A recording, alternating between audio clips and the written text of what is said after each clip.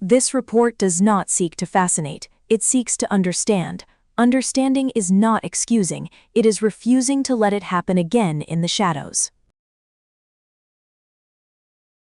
A respected church council president stands at the pulpit, guiding his congregation in prayer with a calm, reassuring voice. Yet, this same man meticulously planned a quadruple homicide. What does it take for an ordinary person to become a predator, and how does society fail to see it? This is the paradox we must carefully examine. To maintain objective distance during this investigation into a chilling series of crimes, we must rename him. Throughout this analysis, we will refer to our subject as the paper weaver. The profile operated within the quiet suburban neighborhoods of Wichita, Kansas. Over a chilling span from 1974 to 1991, he claimed the lives of 10 unsuspecting victims. The subject was characterized by a specific operational signature at each crime scene. He utilized complex knots and bindings, turning common household items into tools of total control. Evaluating the threat level, he scores a perfect 10 for premeditation. The subject demonstrated an incredibly distinct signature, scoring a 9 out of 10 in that specific metric. Mobility remains lower at a 3, while victim resistance measures at a high 9. The overall community impact scores a 7, bringing the profile to a severe 38. He installed security systems for families seeking protection from the very phantom he embodied. He patrolled streets as a compliance officer, enforcing codes with absolute authority. The profile sent cryptographic communications to local media and law enforcement, actively baiting investigators. He left behind cryptic clues, demanding public recognition for his meticulous crimes.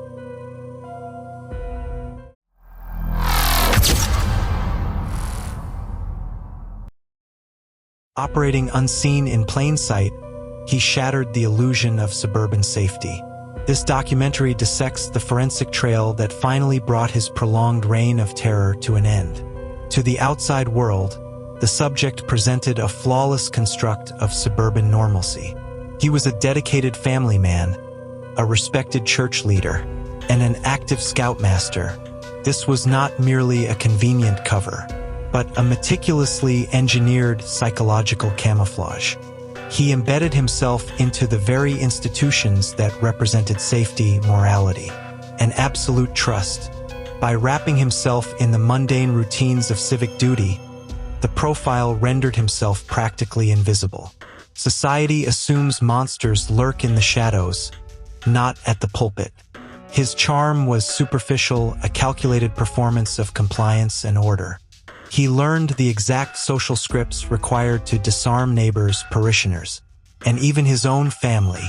Every Sunday service attended and every neighborhood patrol completed added another layer to his armor. He understood that extreme visibility was the ultimate form of psychological concealment. He studied human behavior like an anthropologist, observing empathy without ever genuinely feeling it. This sociopathic mimicry was his greatest tool for deflecting any potential investigative scrutiny. The subject thrived on the pathological dualism of his existence. Every polite interaction was a silent victory, a secret assertion of his intellectual superiority over an unsuspecting community. He sought out roles that offered minor but absolute authority. Enforcing neighborhood codes or installing security alarms provided a legitimate outlet for his deep-seated need for total control. This proximity to authority also offered a unique, chilling vantage point. He sold people the very security systems designed to protect them from the predator he secretly was. The profile did not just hide from his society. He actively mocked it. Living a double life allowed him to privately humiliate the very fabric of his community.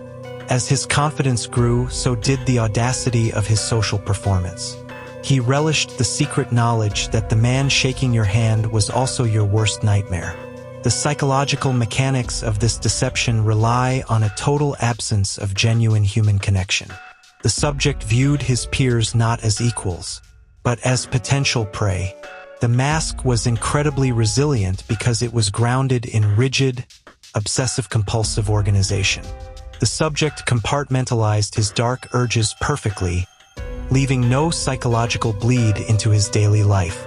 His own wife and children never suspected the devastating truth. The profile compartmentalized his emotional landscape so severely that he could transition from predator to father completely seamlessly. The community failed to see through this facade because cognitive dissonance prevents us from accepting that absolute evil can wear such a painfully ordinary and mundane face. He weaponized our inherent trust in societal norms. When we see a man enforcing the rules, we instinctively assume he is also bound by those same moral laws. This massive deception required an immense amount of psychological energy to maintain. The mask of the upstanding citizen was tight, suffocating, and strictly regulated by his internal rules. Yet, beneath this suffocating veneer of suburban perfection, the psychological pressure was constantly building. The facade was flawless, but the monstrous urges driving him were demanding to be fed. We must now ask what happens when the carefully constructed walls of this social prison can no longer contain the darkness. The mask is about to slip. A predator cannot remain dormant forever. The meticulously woven fabric of his false reality is about to be torn apart by his own violent, devastating psychological compulsions. The subject learned early how to mask these deviant behaviors behind a veneer of absolute normalcy. Society expects a monster to look terrifying, not remarkably unremarkable.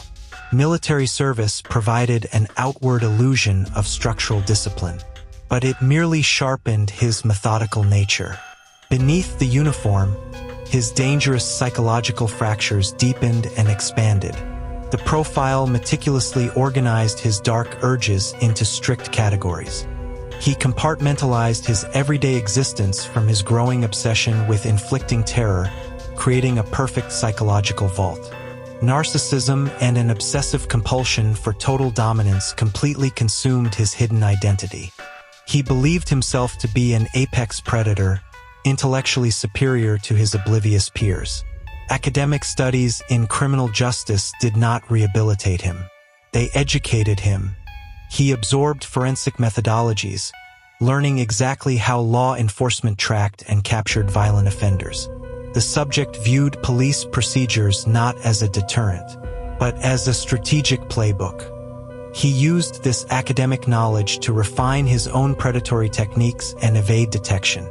His employment installing residential security systems offered an ironic, chilling advantage.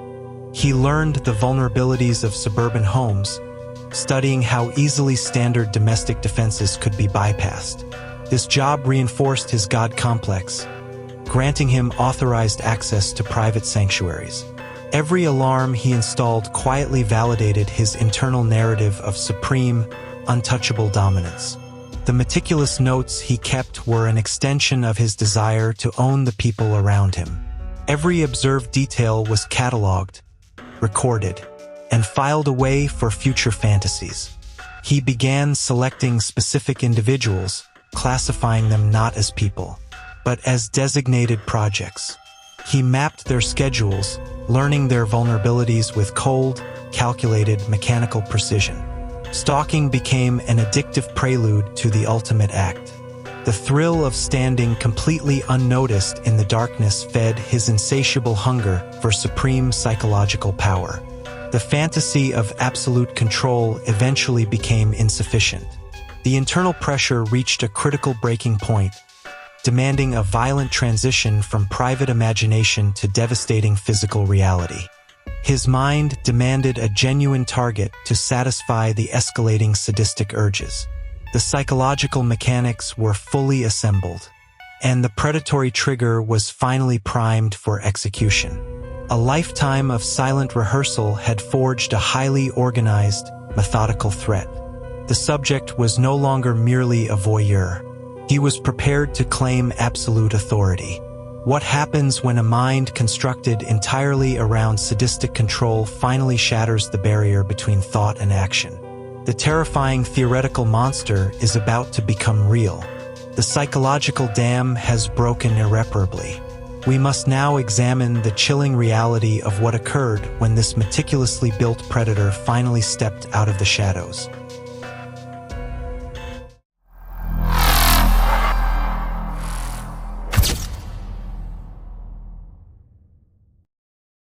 The subject's origins reveal a deeply fractured psychological landscape.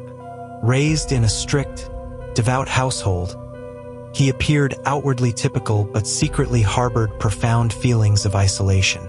His parents worked extensively, leaving him emotionally neglected during his formative years. This profound detachment allowed a dark, hidden internal world to slowly take root and fester. Long before any human became a target, the profile exhibited alarming developmental red flags. He began experimenting with absolute control by capturing and torturing small animals. These early sadistic acts were not mere childhood cruelty, but crucial psychological rehearsals. They provided the foundational blueprint for his obsessive need to dominate helpless prey.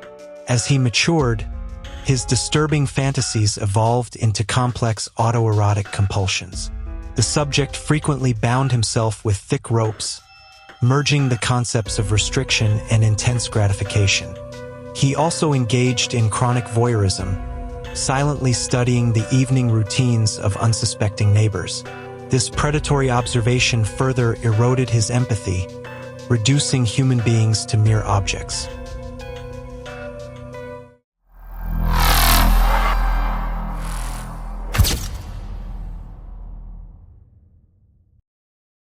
In criminal profiling, we must separate the mechanics of the attack from the psychological need driving it.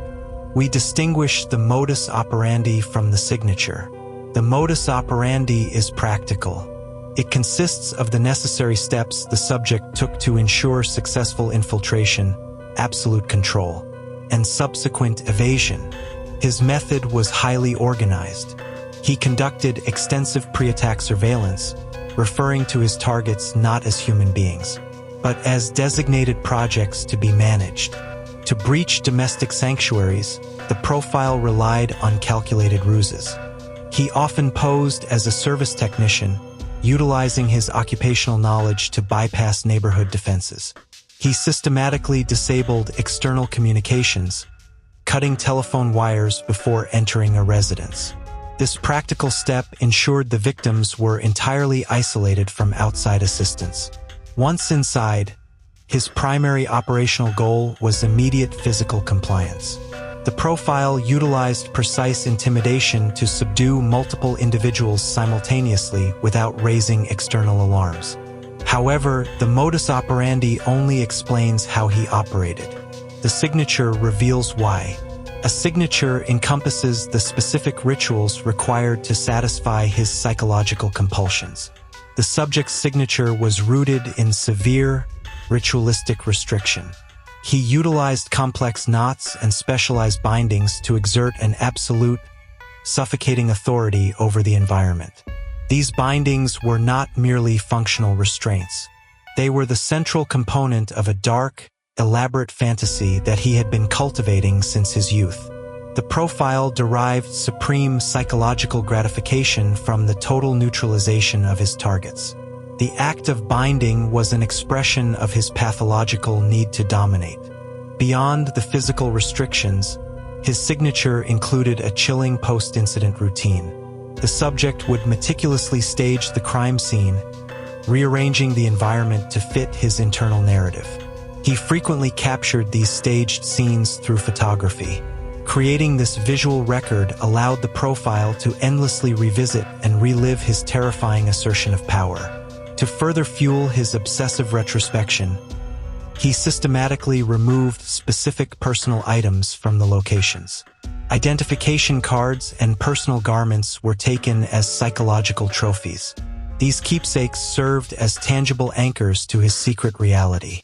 They were cataloged in his hidden files, feeding his profound narcissism during the periods between attacks. Another vital element of his signature was the compulsion to communicate. He viewed his crimes as masterpieces requiring an audience, actively taunting law enforcement agencies. The profile sent encrypted messages and poetry to local media outlets. He demanded public recognition, demonstrating an immense, fragile ego desperate for societal validation.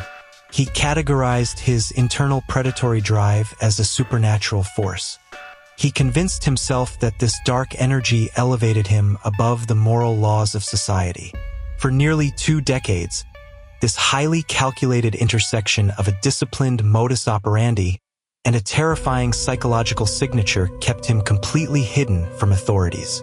He operated as a ghost within the community, balancing his mundane civic duties with his horrifying, clandestine reality. The camouflage seemed entirely impenetrable.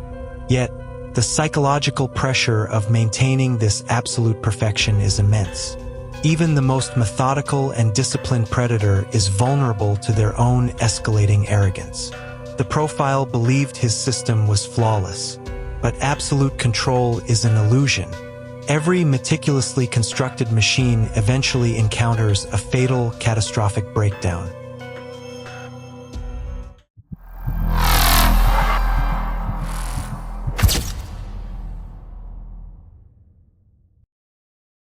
For over a decade, the profile vanished completely into his suburban camouflage. However, a local newspaper anniversary article ignited his dormant, pathological need for absolute public recognition. He began sending new cryptographic packages to local media, reasserting his dominance. These deliberate communications contained stolen personal items and chilling puzzles, desperately baiting the investigative task force. The subject's escalating arrogance bred fatal carelessness. While depositing one of these taunting packages, a distant surveillance camera captured the blurry silhouette of his dark sport utility vehicle.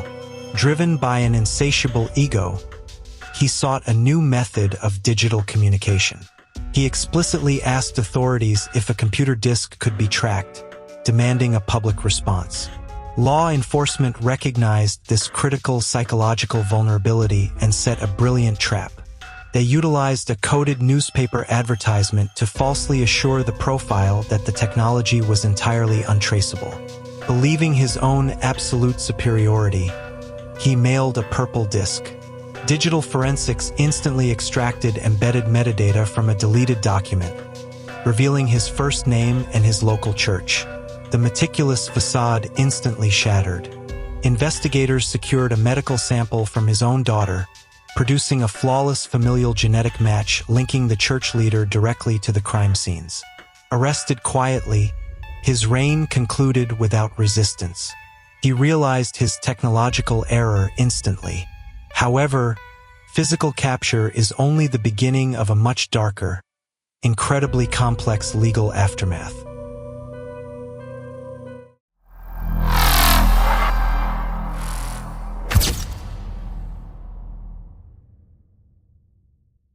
During the judicial proceedings, the subject pleaded guilty, delivering his confession with chilling clinical detachment. He described his atrocities as mere mechanical projects. He stood before the court completely devoid of remorse. His psychopathic monologue resembled a grotesque acceptance speech, demonstrating a total inability to comprehend human empathy.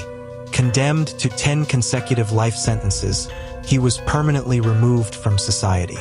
He was placed in maximum security solitary confinement to neutralize any further predatory threat.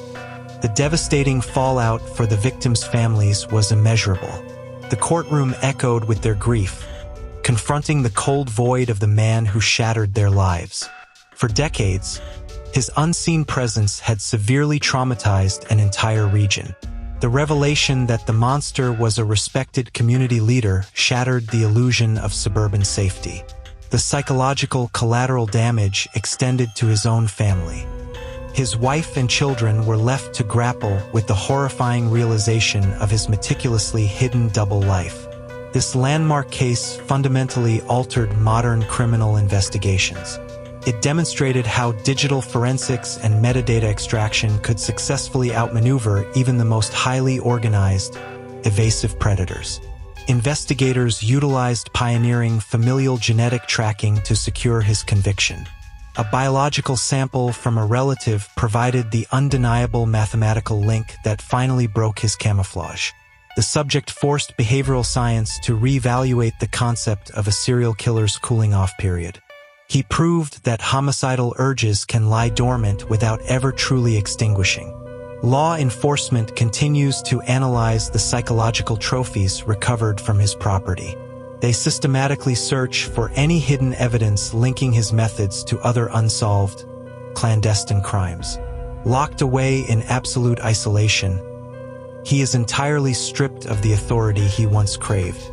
He remains a living artifact of supreme deception and psychopathic narcissism. We have dissected his social facade, his fractured psychological origins, his ritualistic compulsions, and his ultimate systemic collapse.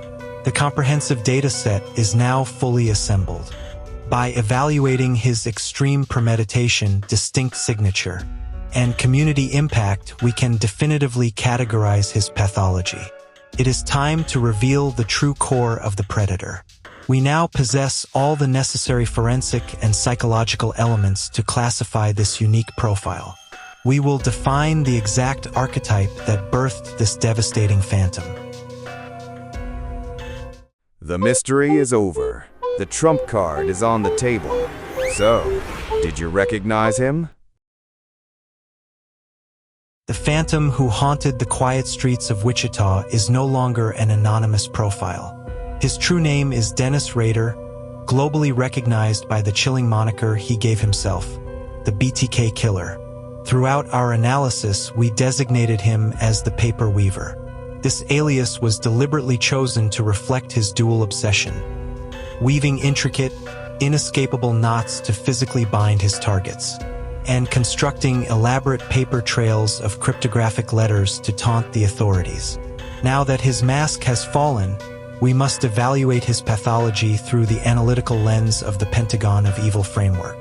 Operating with chilling precision, Rader claimed the lives of 10 confirmed victims between 1974 and 1991. His profile is distinguished by his severe compartmentalization, functioning outwardly as a devoted church council president while harboring dark, restrictive compulsions, and his methodical exploitation of his daily roles in residential security and municipal compliance to carefully select and stalk his prey.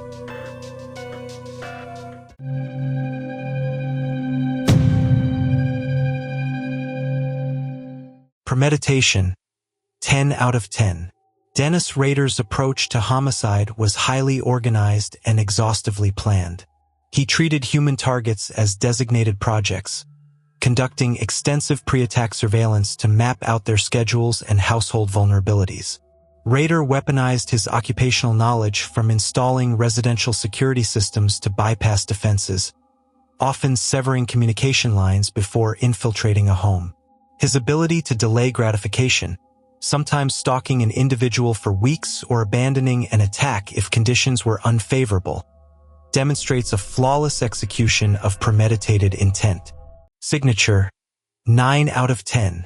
The psychological compulsion driving Rader extended far beyond the attacks themselves.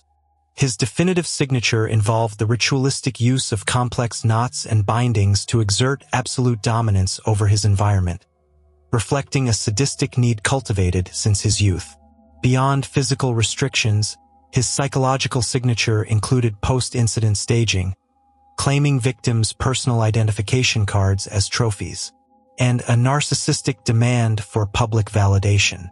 This culminated in his compulsion to send cryptic communications to the media, asserting his perceived intellectual superiority. Mobility, 3 out of 10. Rader operated within a highly localized geographic comfort zone, confining his crimes almost exclusively to Wichita, Kansas, and its immediate surrounding suburbs like Park City.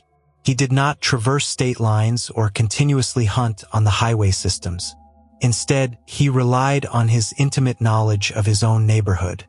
His limited geographic footprint was a direct necessity, allowing him to balance his predatory actions with his strict, structured daily life as a husband, father, and municipal worker. Resistance. 9 out of 10. The subject successfully evaded law enforcement for over 30 years by constructing an impenetrable social camouflage. He embedded himself into the very fabric of his community, serving as a respected Cub Scout leader and the president of his church council. This flawless performance of suburban normalcy created an immense psychological barrier for investigators. By hiding in plain sight and weaponizing society's inherent trust in civil servants, he built a nearly perfect resistance against external scrutiny. Impact. 7 out of 10. For nearly 2 decades, Rader held the entire city of Wichita in a state of paralyzing fear, fundamentally shattering the community's illusion of suburban safety. His taunting, public letters manipulated local anxiety, creating profound psychological collateral damage that extended to the victims' families, his own unsuspecting wife and children, and the broader region. Furthermore, his eventual capture through hidden floppy disk metadata revolutionized modern criminology, cementing his legacy as a landmark case in digital forensics. Final score, 38 out of 50. With flawless premeditation and a terrifyingly distinct signature balancing against his localized mobility, Dennis Rader scores a severe 38 out of 50. We return to our central question: what does it take for an ordinary person to become a predator? And how does society fail to see it? It takes a deeply fractured, narcissistic mind capable of absolute compartmentalization. A man who can weave a perfect mask of civic duty to conceal a profound lack of empathy. Society fails because cognitive dissonance prevents us from accepting the terrifying truth. We constantly scan the dark alleys for monsters, utterly blind to the predator standing confidently at the church pulpit. Some monsters are born in the shadows. Others are the shadow itself. The verdict is etched in stone, but make no mistake, evil never stops. It simply changes its face. Many more monsters await dissection on this channel. Stay vigilant. Case closed.